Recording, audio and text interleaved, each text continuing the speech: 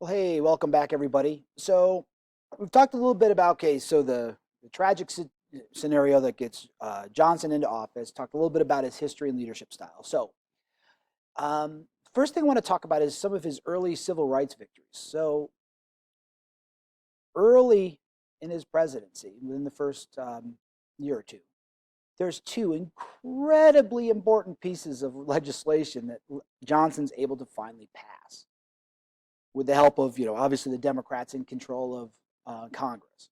And that's number one, the Civil Rights Act of 1964, something that, they had been trying to pass for a long time and they had been unable to. Why? Not just, and this is where it's a little bit different back then.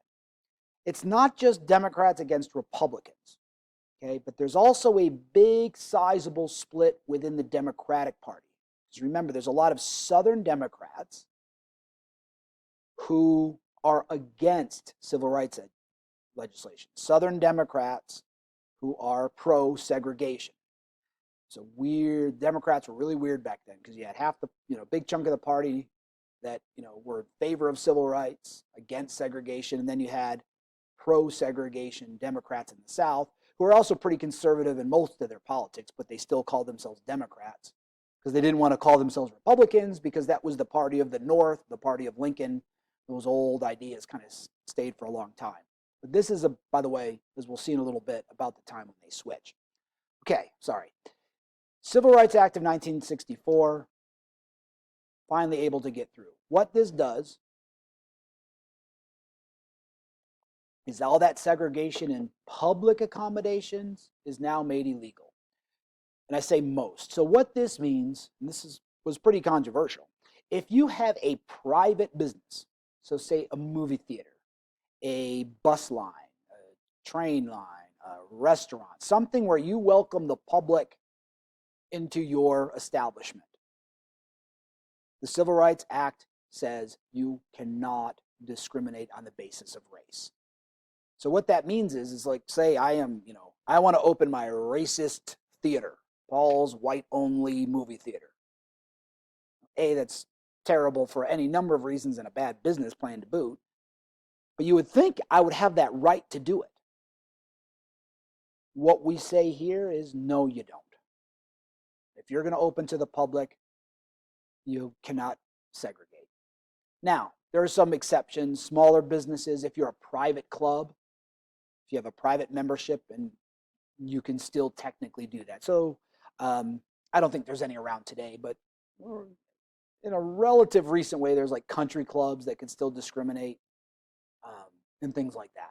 So anyway, that's one thing. The other thing it did was it ensured equal access to public facilities to make sure, like public parks, remember the water fountains that we saw, public buildings, those all have equal access. There's no discrimination there.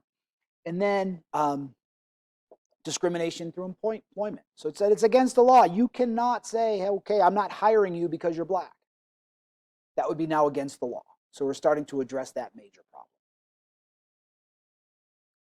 And so the Civil Rights Act passes. I mean, just a huge moment. You can see this picture here. You can see Martin Luther King right over his shoulder. He had just given his I Have a Dream speech just a year before. A big moment that Johnson was able to, play a big part in making happen. Now, I said two pieces. The other one, I would argue, almost more important because all this victory of civil rights is important, but unless black Americans in the South have the right to vote and are actually voting, without political power, it's hard to envision that, there could be further advancements in civil rights. So we have the Voting Rights Act of 1965, so you see a little bit later, which ended those literacy tests that we talked about. We'll also be, it's not in this act, but we'll be changing our Constitution to get rid of poll taxes. And what it does, and it gets a little complicated, but what you need to understand is that the federal government, with this law, made it really, really difficult for the states to put up obstacles to blacks who wanted to register.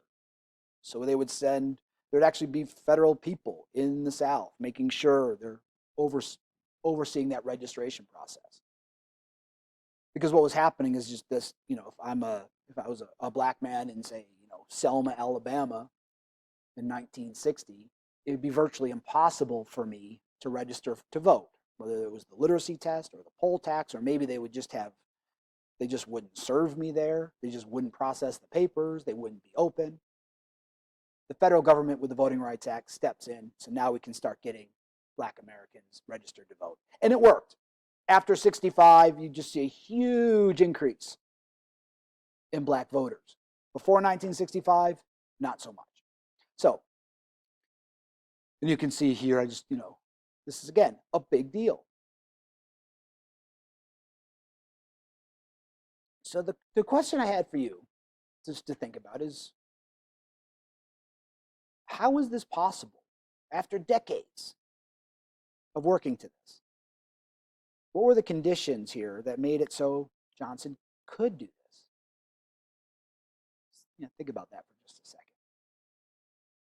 Because there's three different things.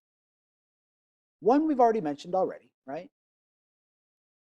Johnson, what I would just call his political skill, right? All that experience, his knowledge of how to get things done, his personal relationships, his treatment, able to get those few, especially, Democrats in the Senate, to support civil rights. Number two, remember that whole civil rights movement, all of the work and nonviolence and passive resistance and civil disobedience, all those things that we've talked about. Well, it actually came to fruition here. Without the civil rights movement, this doesn't happen because they raise awareness of these issues throughout all the country. So that's going to be really important. And then number three is the death of JFK. JFK dies, the country is shocked and in mourning. And this is kind of a way that the nation can feel like, hey, we can kind of celebrate his memory by passing civil rights legislation that he supported. Although it's funny, when he was alive, he wasn't really that popular. He was, not hated, but he wasn't really that popular right before he died. And also, a lot of civil rights leaders were not super happy with his record on civil rights, but he started to come around. But regardless, he dies. He's like a martyr. This is a way we can kind of celebrate that memory. So we get this stuff done. Okay? Now, actually, you know what? I'm going to actually stop right there. I'll keep these videos short because the next video, we're going to kind of switch gears a little bit, talk about some different domestic policies of Johnson. So thanks, guys, and we'll be right back.